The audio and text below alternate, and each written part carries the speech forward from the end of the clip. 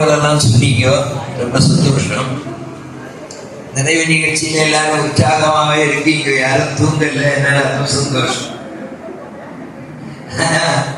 முகாமை பற்றி என்னுடைய அபிப்பிராயம், என்னுடைய அனுபவம் அப்படின்னு சொன்னா, உங்களுடைய உற்சாகம் போதாது, எல்லாம் தூங்கிட்டு இருந்தீங்க. ஆனா எனக்கு என்ன தோணுதுன்னா, இப்போ இருக்கக்கூடிய இளைஞர்கள் எல்லாருமே, மாணவர்கள் எல்லாருமே இப்படித்தான் இருக்காங்களோன்னு தோணுது. யாருக்கும் உடம்புல பலம் இருக்கிற மாதிரி தெரியல, எல்லாம் இப்படி இருக்காங்க. நல்ல புயல் அடிச்சாலும் என்ன பண்ணுவாங்கன்னு தெரியல. அப்போ உடம்புல பலமிக்க உடம்பு இருக்கணும். விவேகானந்தர் 100 இளைஞர்களை தாருங்கள் அப்படின்னு சொன்னாங்க. 100 இளைஞர்கள் எப்படிப்பட்டவங்க அப்படின்னு சொன்னாங்கன்னா, நோஞ்சான இளைஞர்கள் அவருக்கு வேண்டாம், அவர்களுக்கு வீர இளைஞர்கள் வேண்டும். அவர்களுடைய எலும்பெல்லாம் அப்படி இரும்பு போல இருக்கணும், நரம்பெல்லாம் எஃகு போல இருக்கணும். எது வந்தாலும் பயப்படாமல் எழுந்து நின்று போராடுவதற்கு தயாரான இளைஞர்கள் வேணும் அப்படின்னு தான் விவேகானந்தர் சொன்னார். விவேகானந்தர் சொன்ன 100 இளைஞர்களை உருவாக்குவதற்காகத்தான் முகாமை. ஆனா உங்களை பார்த்தா சொன்னா, உங்களுக்கு உடல்ல ஆரோக்கியம் இருக்கா, பலம் இருக்காங்கிறது சந்தேகமா இருக்கு, மனசுல ஆரோக்கியம் இருக்காங்கிறது சந்தேகமா இருக்கு. ஆனா நமக்கு உடம்புலையும் மனசுலையும் ஆரோக்கியம் இருக்கணும், பலமிக்கவர்களாக இருக்கணும். விவேகானந்தர் சொல்றார், பலமே வாழ்வு, பலமின்மையே மரணம் அப்படின்னு சொல்றார். ஒவ்வொருத்தரும் சிங்கம் போல இருக்கணும், நாம ஆடு போல இருக்கக்கூடாது அப்படிங்கிறார். இந்த ஆடி சிங்க காலத்திலே தானே உங்களுக்கு எத்தனை பேருக்கு தெரியும்? ஆடி சிங்க கதை எத்தனை பேருக்கு தான் தெரியுமா? சரி, நான் சிம்பிளா சொல்லிடுறேன். அவர் பேச வேண்டியது அவர் தான், எனக்கு இங்க பேச்சு கிடையாது, சும்மா வந்து பார்க்கத்தான் இருக்கிறது வந்தேன். ஆடி சிங்க கதை தெரியுமோ அந்த கதையை சொல்லி முடிச்சிரு. ஒரு பெரிய காடு, அந்த காட்டுல நிறைய மிருகங்கள் இருந்தது, அதோட ஒரு சிங்கம் இருந்தது. அந்த சிங்கம் வெற்றிக்கு, அந்த சிங்கம் என்ன சிங்கம் வெற்றிக்கு ரொம்ப வயசாயிடுச்சு, அதோட கர்ப்பமாவும் இருந்தது. அந்த சிங்கம் அந்த காட்டுக்கு மேல இருந்து பார்க்குது. பார்க்கும்போது அது பசி இருக்கு, ஏதாவது மிருகங்கள் வருமானு பார்த்துட்டே இருக்குது. ஓடி பிடிக்க முடியாது, ஏன்னா அது வயசான சிங்கம், கர்ப்பமா இருக்கு. அதனால என்ன பண்ணாலும் ஆலோசனை அப்படியே பார்த்துட்டு இருக்கும்போது கீழே கொஞ்சம் ஆடுகள் எல்லாம் மேய்ஞ்சிட்டு இருக்கு.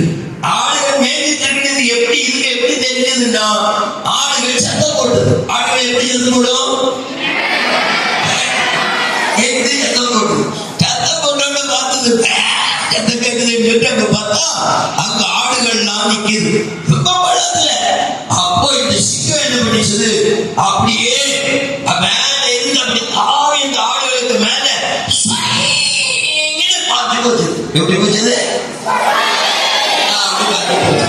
அப்படி போய் அந்த ஆடுகள் இருக்கிற இடத்துக்கிட்ட வந்து ஆடுகள்லாம் பார்த்து, ஐயோ சிங்கம் அப்படி பறந்து வருதுடா அப்படின்னு சொல்லிட்டு இந்த ஆடுகள் எல்லாம் சத்தம் போட்டுட்டே ஓடுது. என்ன சத்தம் போட்டுட்டு? அப்படிதான் கரெக்டா அப்படி சத்தம் போட்டுட்டு ஓடுது. ரொம்ப தூரம் ஓடி போய் பார்த்தா சிங்கம் பின்னாடி சிங்கத்தை காணோம். அதுல திருப்பி பார்த்தது, சிங்கம் வரல. ரொம்ப தூரம் ஓடி வந்துருச்சு. அது பிறகு பாப்பண்டா சிங்கத்தை தேடி போவோம் சொல்லிட்டு மெதுவா மெதுவா மெதுவா மெதுவா அப்படி முதல்ல இருந்த இடத்துல போய் பார்க்க. அங்க போய் பார்த்தா அங்க சிங்கம் செத்து போய் கிடக்கு. ஆனா அதுக்கு பக்கத்துல ஒரு குட்டி சிங்கம் கிடக்கு. இந்த கர்ப்பமா இருந்தே சிங்கம் இது பாய்ச்ச வேகத்துல அந்த குட்டியை இட்டுட்டு எரிச்சு. இப்ப இந்த ஆடுகளுக்கு எல்லாம் சின்ன குட்டியை கண்டா, சின்ன குழந்தைகளை கண்டா அவங்களுக்கு என்ன தோணும்? எடுக்கணும் தோணும் தானே. அதனால இந்த ஆடுகள்லாம் சேர்ந்து அந்த சிங்க குட்டிய அப்படியே எடுத்து வளர்த்து. இந்த ஆடுகளுக்குடைய இந்த சிங்க குட்டி வளர்ந்துட்டு இருக்குது. இந்த ஆடுகள் மாதிரியே இது சத்தம் போடுது. இந்த சிங்கம் எப்படி சத்தம் போடும்? அப்படியே சத்தம் போடுது. அப்படி சத்தம் போட்டு அப்படியே வளர்ந்துட்டு இருக்குது. புல்லு திங்கும், இது புல்லு திங்கும். மற்ற மிருகங்களுக்கு இந்த ஆடுகள் ஓடும்போது இதுவும் கூட அந்த ஆடுகளுக்கு கூட ஓடும். இப்படி அந்த சிங்கம் தன்னை யாருன்னு நினைச்சிட்டு இருக்குது? ஆடுகளை நினைச்சு வாழ்ந்துட்டே இருக்குது. இந்த காட்டுல இன்னொரு சிங்கம் வந்து இந்த சிங்கம் அதே மாதிரி அந்த இடத்துல இருந்து பார்த்தது. அப்ப இந்த சிங்கத்துக்கும் அந்த ஆடுகள் மேய்ஞ்சிட்டு இருந்த இடத்துல இருந்து ஒரு சத்தம் கேட்டது. என்ன சத்தம்? அது பார்த்தது. பார்த்தோட இந்த சிங்கம் அப்படியே பாஞ்சு, எப்படி பாஞ்சு? அப்படி பாஞ்சு அதை பிடிக்கிறதுக்கு போச்சுட்டு ஆடுகளும் இந்த சிங்கம் கீழே விழுந்து என்னாச்சு? இல்லை சாருங்க, இது வெறும் போகுது. அந்த ஆடுகள்லாம் ஓடுது. அப்படி ஓடக்கூடிய அந்த சிங்க கூட்டத்தை பார்த்து, அந்த ஆட்டு கூட்டத்தை பார்த்துட்டே சிங்கம் விரட்டி போச்சு. அப்ப பார்த்தது இந்த சிங்கம் அந்த ஆடுகளை கூட சிங்க குட்டி ஓடுது. சிங்கத்தை பார்த்து ஆடு பயப்படலாம், சிங்கம் பயப்படலாமா? ஆடுகள் பயப்படுறதுல காரணம் இருக்கு. சிங்கம் எதை பார்த்து பயப்படக்கூடாது. அதனால இந்த ஆடுகளை எல்லாம் விட்டுட்டு இது ஓடி போய் அந்த சிங்கம் குட்டியை அப்படியே பிடிச்சிருச்சு.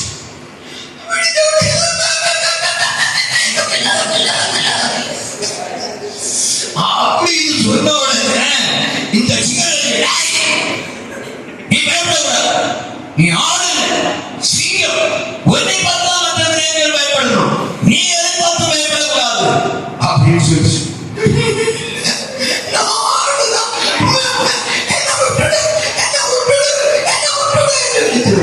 இந்த சிங்கங்கள்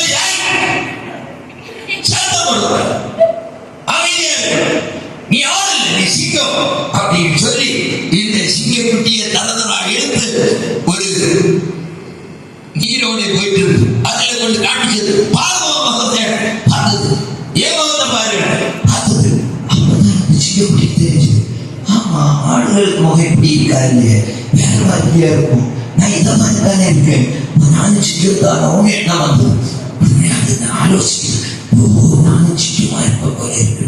பெரிய சிங்கம், நீ சிங்கம் தான், நீ என்ன மாதிரி கல்யாணை பண்ணணும் அப்படின்னு சொல்லுது. சரி, நான் கல்யாணை பண்ணி பாக்கிறேன் புரியுது. இது முதல்ல கல்யாணை பண்ணிச்சது சிங்கம் மாதிரி என்ன பழக்கம். அதுக்கு பிறகு திருப்பி திருப்பி கல்யாணை பண்ண சிங்கம் போல கல்யாணை பண்ணிச்சது. அதுக்கு பிறகு இந்த சிங்கக்குட்டி தான் சிங்கம் என்பதை உணர்ந்த பிறகு அது எதை பார்த்தும் பயந்து ஓடாது. அதை பார்த்து அந்த காட்டில் உள்ள மற்ற மிருகங்கள் தான் பயந்து ஓடிச்சு. அந்த அளவுக்கு இதுக்கு வீரம் வந்துடுச்சு, தைரியம் வந்துடுச்சு, பலம் வந்துடுச்சு. இந்த பலம் எல்லாம் எங்க இருந்து வந்தது? அதுக்கிட்ட போல இருந்ததா இல்லையா? இருந்தா இல்லையா? இருந்தது. ஆனா அது தன்னை ஆடுன்னு நினைச்சிட்டு இருந்ததுனால அது பலம் இல்லாத மாதிரி தெரிஞ்சு. ஆனா அது சிங்கம் என்கிறது உணர்ந்த உடனே அதுக்கு பலம் தனக்கு இருக்குங்கிறது தெரிஞ்ச உடனே அது எதற்கும் பயப்படவில்லை. எல்லா விலங்குகளும் பயப்படும்படியாக கருத்து பண்ணிச்சு. அதே மாதிரி விவேகானந்த சுவாமி சொல்றார், ஆள்பவரை சிந்தியோ உங்க ஒவ்வொருவருக்குள்ளும் அளப்பரிய சக்தி இருக்கின்றது. நீங்கள் நினைத்தால் எதை வேண்டுமானாலும் சாதிக்கலாம். You can do anything and everything. பயப்படாதீர்கள், நீங்கள் வீரர்களாக எழுந்திருங்கள், நீங்கள் சாதியுங்கள், உங்களுக்குள் எல்லா சக்தியும் இருக்கின்றது, நீங்கள் நினைத்ததை நீங்கள் சாதிக்க முடியும் அப்படின்னு விவேகானந்தர் சொல்றார். நான் சமயம் எடுக்க முடியுமா? அத்தனை சொல்ல என்னால முடியும், என்னால முடியாதுன்ற ஒரு காரியமும் கிடையாது அப்படின்னு சொல்லணும். அப்படிப்பட்ட வீரர்களாக நாம் திகழணும். அதுக்காக தான் இந்த முகாம் கொஞ்சம் பேருக்காக கொஞ்சமாவது வீரம் வந்திருந்தால் அது இந்த முகாம் சிறிதளவாக பயன்பட்டது என்ற அர்த்தம். இறைவன் எல்லாருக்கும் அந்த வீரத்தையும் உணர்வையும் விவேகானந்தர் போன்ற தொட்டு உள்ளத்தையும் கொடுப்பதற்காக இறைவனை பிரார்த்திக்கிறேன். வணக்கம்.